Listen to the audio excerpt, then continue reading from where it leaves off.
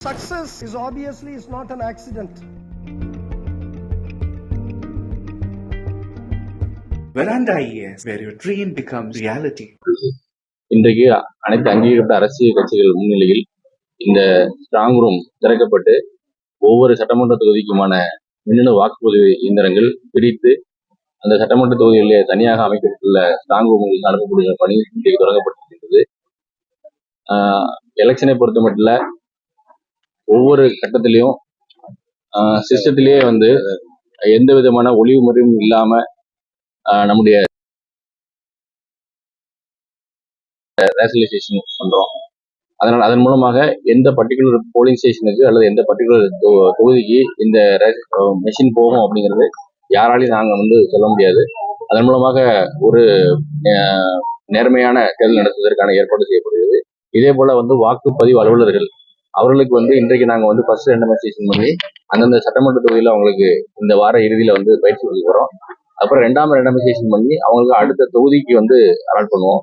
அடுத்து எலெக்ஷனுக்கு முதல் நாள் மூன்றாவது ரெண்டமைசேஷன் பண்ணி யாரு எந்த பூத்துக்கு போறாங்க அப்படிங்கறத யாருடைய கட்டுப்பாடு இல்லாம அந்த மென்பொருள் மூலமாகவே அவர்களை நியமிக்கிற ஒரு நடைமுறை பின்பற்றப்பட்டு வருகிறது.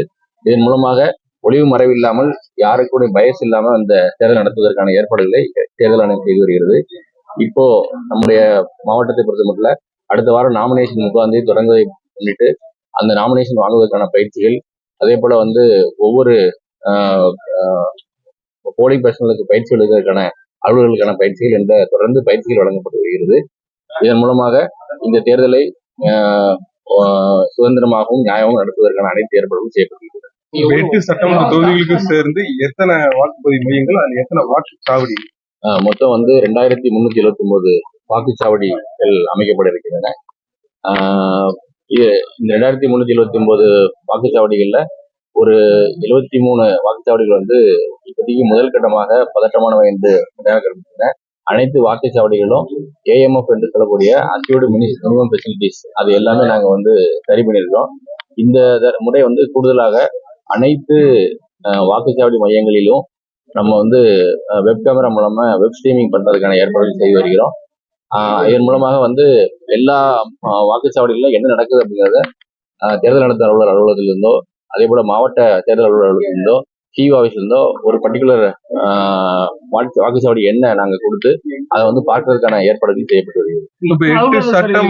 எட்டு சட்டமன்ற தொகுதிகளுக்கு எத்தனை இவிஎம், எத்தனை விவிபேட் நான் ஏற்கனவே சொன்னது போல ஒவ்வொரு வாக்கு சாவடி மையத்திற்கும் ஒரு பியு, சியு, விவிபேட் அப்படிங்கிற இடத்துல 2379 தேவைப்படும். பட் நம்ம அந்த மெஷின்ல ஏதாவது ப்ராப்ளம் வந்துடும் அப்படிங்கிறத எதிர்பார்த்து நம்ம 20% பியு, 20% சியு அண்ட் 30% விவிபேட் அடிஷனல் வச்சிருக்கோம். இப்போ நம்ம மாவட்டத்தை பொறுத்த மட்டும் மொத்தம் இருக்கிற இந்த 2379 வாக்குச்சாவடி மையங்களுக்கு ballot unit 2852, control unit 2852, VVPAT 3089. இதெல்லாம் அடெக்வேட் நம்பர் நமக்கு இருக்குது. இதுல 2 பேலட் யூனிட் எங்கேயாவது தேர்தலில் பயன்படுத்த வேண்டி வந்ததுன்னா அப்போ மட்டும் தேவைப்படும். அப்போ மற்ற மாவட்டங்கள்ல இருந்தோ இல்லைதான் சிஓ ஆஃபீஸ்ல நாங்கள் வாங்கி அதையும் பயன்படுத்துவோம். இப்போதைக்கு தேவையான அளவுக்கு இருக்குது. எத்தனை வாக்குப்பதிவு மையங்களை பொறுத்த மட்டும் ஒரு பிரசிடிங் ஆஃபீஸர் தலைமை அலுவலர் இருப்பாரு.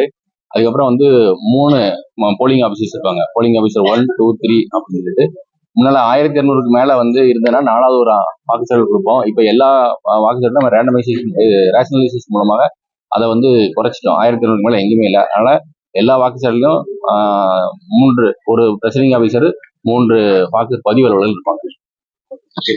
தேங்க்யூ.